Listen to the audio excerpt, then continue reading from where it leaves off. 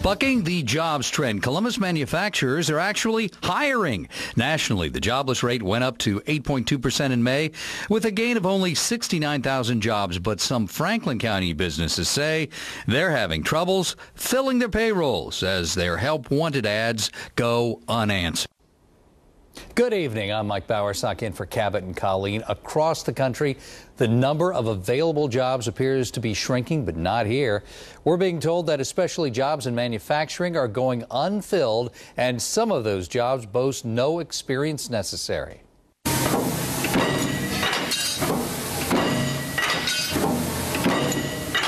At a small sheet metal stamping plant in Gahanna, the presses are running and more could be in operation if only they could find more help. This is Central Ohio Metal Stamping. We are a manufacturer of metal stampings. We do stampings for different companies. Companies like Honda and Lockheed Martin. And they had made parts for the defunct Hummer. No experience necessary for some of the jobs. We've put ads out on Monster, employment agencies. We've done a million things, and we get nothing. Anyone can be trained to do what we need them to do. It is a way back to work for someone who wants to work. It was rough, unemployed for about a year and a half. That was Pat's story before he came here about a week ago. But what's happening here isn't unique. People who work in employment recruiting tell us there are possibly thousands of jobs available for all skill levels. There's small little manufacturing places that got 10 to 100 employees that you probably never even heard of. But their clients are huge. The big thing that people are looking for right now is mostly not necessarily skilled labor, so anywhere from $10 to $14 an hour jobs. And they need people who can come in on time every day and work for 8 hours. And if they can do that, they can teach them how to do the job. An Ohio representative is also hoping to help Central Ohioans find work. Steve Stivers is hosting a job fair coming up later this month. He says there will be 65 Central Ohio companies with 2,000 job openings on hand. The first job fair is set for June 13th at Columbus State Community College from 10 to 4.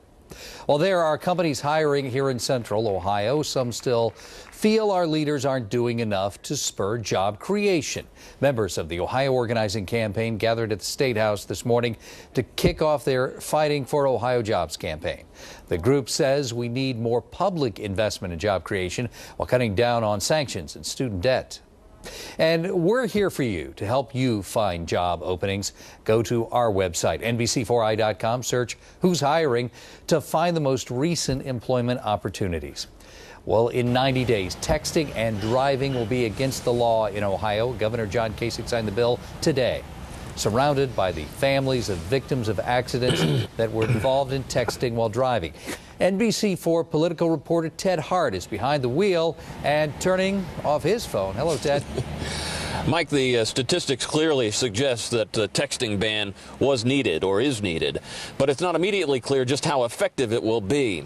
State Highway Patrol statistics say that between 2009 and 2011, there were more than 30,000 accidents involving distracted driving, and they resulted in 74 deaths and more than 7,800 injuries. Now, the new law bans texting for all drivers, but also makes it illegal for drivers under 18 to use any electronic device behind the wheel, including just talking on their cell phone.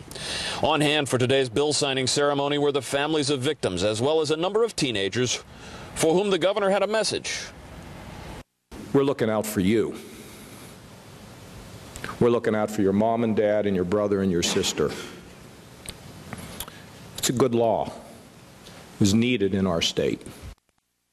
Local texting bans with tougher requirements like Columbus and Dublin, Bexley will remain in effect. However, many of those laws are seen as geared more toward education and awareness, more so than actual enforcement.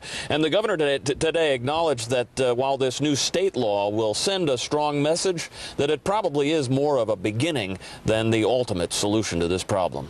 Ted Hart, NBC4. Thank you, Ted. Stay safe. Well, House Bill 99 was introduced back in February of last year. It passed in June and moved to the Senate. The Senate Highway and Transportation Committee held on to the bill and made changes and was finally passed on May 3rd. The House concurred with changes on May 15th. Now, you can read our past stories on the texting ban bill on NBC4i.com. Today, the Ohio Blue Alert System went into effect. It's a notification system designed to allow you to help in the event of a law enforcement officer when they are seriously injured or killed and the suspects are still missing. A statewide test was conducted at 10 this morning, the minute the system was activated.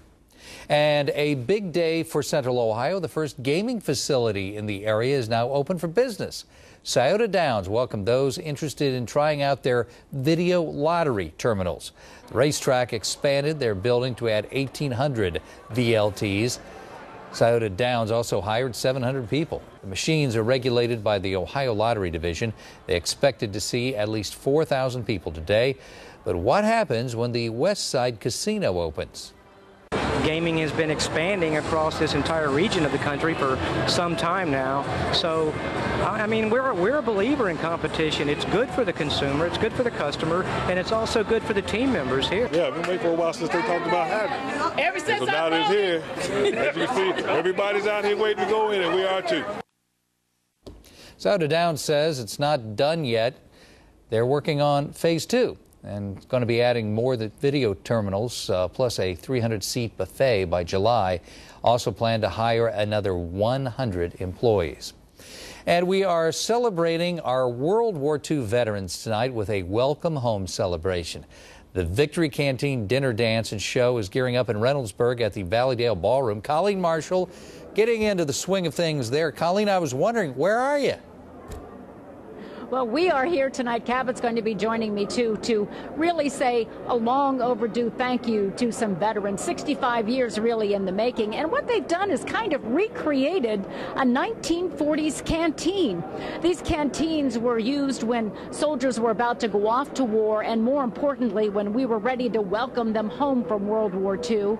This is really a fundraiser. The money is going to go to the honor flight, that important flight that takes World War II veterans on a trip to Washington to see the World War II Memorial. They're expecting 650 people here tonight, and they're really giving all of the veterans and their spouses as well a thank you, a long overdue thank you.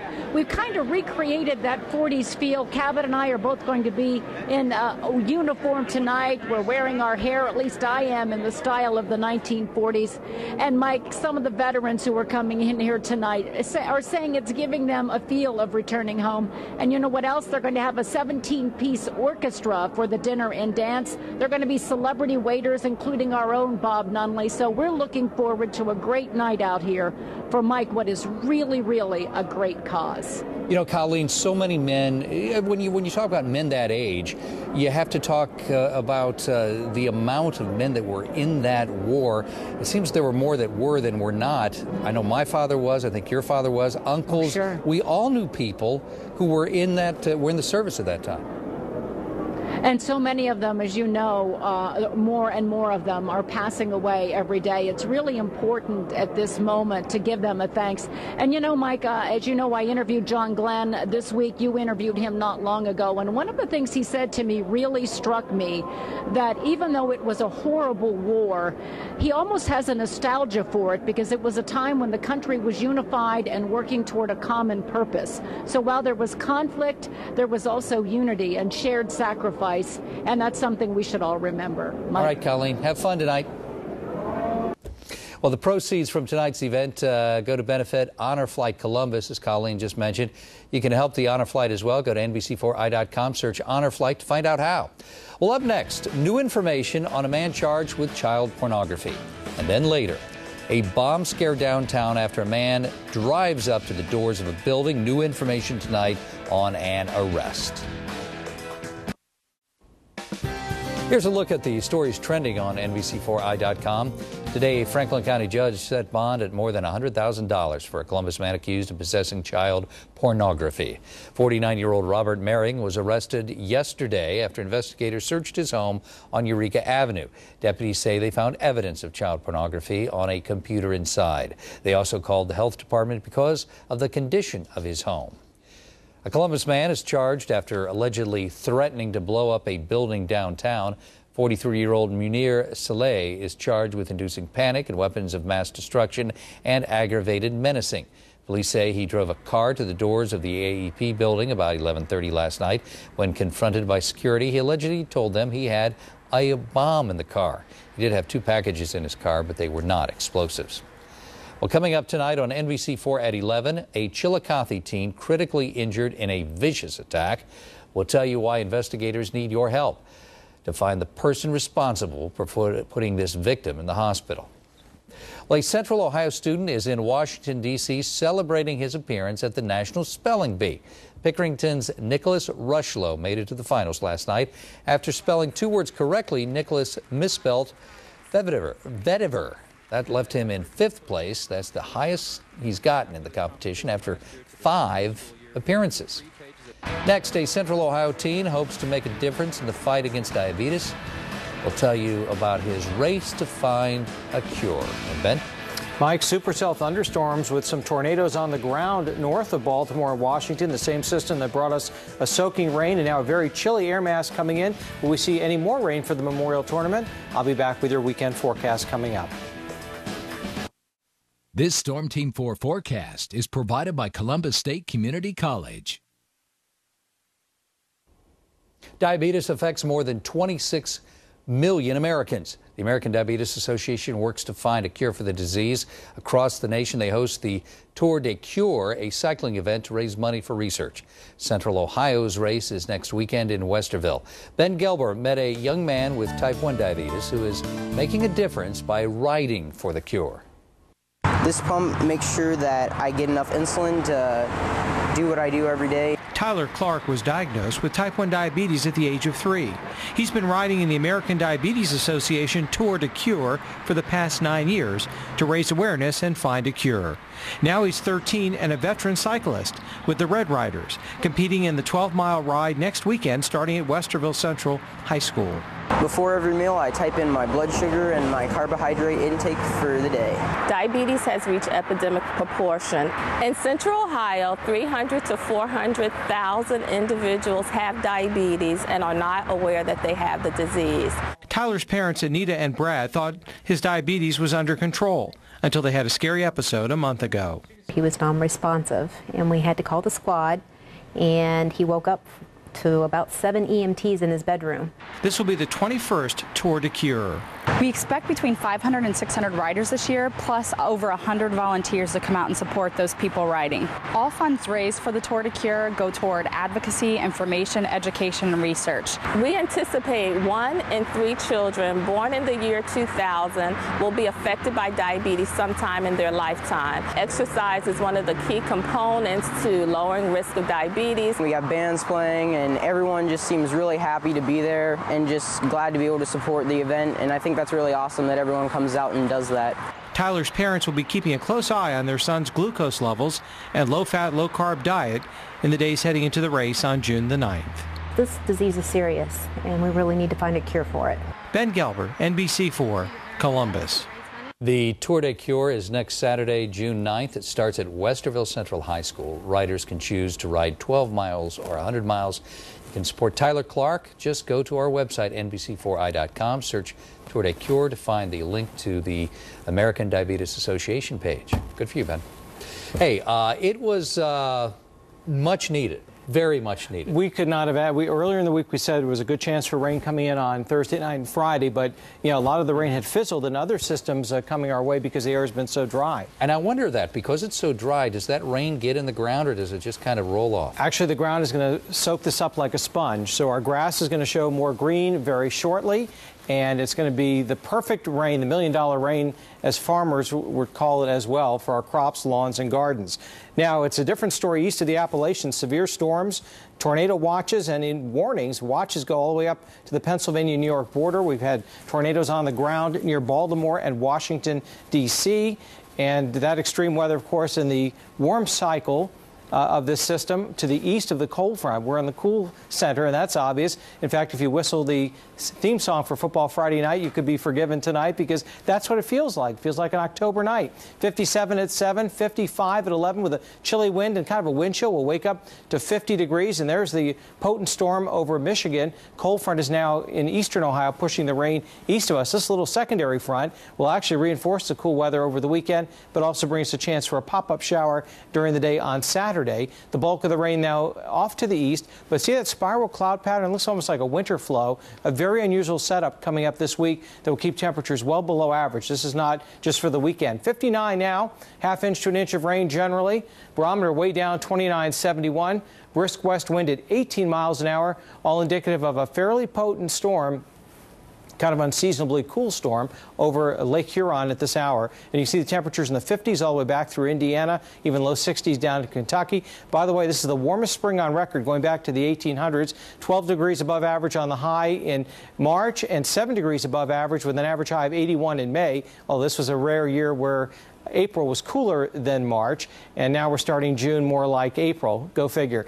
Take a look at the rain moving off to the east, but low pressure kind of hangs close by over the weekend. So even though we will clear out for a time on your Saturday, back come the clouds and maybe a shower at Muirfield. Actually, more than a shower, a couple of showers and a brief downpour perhaps in a few spots, but cooler, drier air will continue to filter in. Can't even rule out a sprinkle Sunday afternoon. Just kind of a cold, unstable fall sky this weekend. 50 degrees overnight, blustery and cool. Our fall preview begins. 72 with sun in the morning, clouds in the afternoon, and a couple of showers by mid-afternoon. And then for Sunday, temperatures just a touch warmer, 74. Can't even rule out a shower on Monday. But Mike, through all of next week, the first week of June, we never get out of the 70s. Every night will be a refreshing low in the 50s. That'll be comfortable. All right, thank you, Ben. Jared is live out at Muirfield. And Jared, I have to tell you, a memorial tournament would not be right without a little bit of rain.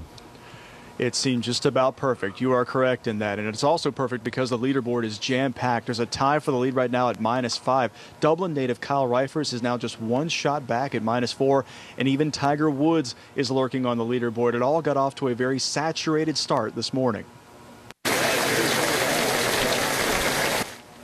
And play delayed by nearly 2 hours. Rivers running down fairways. And when they got out there on the course, very poor scoring conditions they found. Scott Stallings owned the lead yesterday, and he scrambled to stay at -5. He's one of the co-leaders. Best shot of the day that we saw came from Ricky Fowler from a front bunker on 17 and into the jar.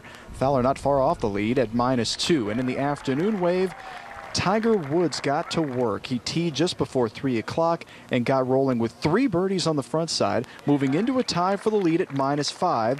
He has since fallen back to -3 as they continue a long, tiresome day at Muirfield. I'm happy to be done. I'm happy to be finished. You know, haven't had a weekend tee time in a long time, so definitely enjoy some rest this afternoon and try to be ready to go tomorrow. I enjoyed seeing it the way it was yesterday with some firm greens and finally getting to see it without much rain coming through until today. So hopefully this is the last of the rain and see the course firm up a bit for the weekend. And again, Dublin native Kyle Reifers just made the turn. He is at -4 right now. Matt Barnes joins me. One of the most interesting stories, another guy in that discussion, just 2 shots off the lead, but with a fascinating personal story, Eric Compton. Yeah, if you haven't heard his story, it's absolutely remarkable. He's a guy who knows about second and even third chances. Again, if you haven't heard it, just listen to this. He's the recipient of 2 heart transplants, the latest one coming just in 2008. Compton had actually started calling family and friends, thinking he would die. But amazingly, a heart became available from a Dayton man. Now 4 years later, Compton living his dream, playing on the PGA Tour, a fact that's not lost on him. Being able to compete and be happy and be mad for different shots and stuff because somebody saved my life. So a tribute to my donor is he would want me to be a fighter and want me to be somebody who lives a completely normal life just like you. The boys Division III baseball semifinals at Huntington Park. Fredericktown trying to take down Wheelersburg. Bottom 5. Freddie's down 3-0. Brett Hood grounds the ball in the Freddie's pitcher. Nash Cunningham with the nifty underhand backwards play to first. Freddie's, though, could not get back into this one. 3-0 your final. So Wheelersburg advances to the final Saturday. Meanwhile, Logan Elm softball, they fall in the semifinal in the state there. So tough day for local sports. Much more coming up tonight at Friday Night Live at 11:15, and we'll be back right after this. If you're a Time Warner Digital cable subscriber, you can watch NBC4 at 6 from the beginning. Press Select right now on your remote and select Start Over.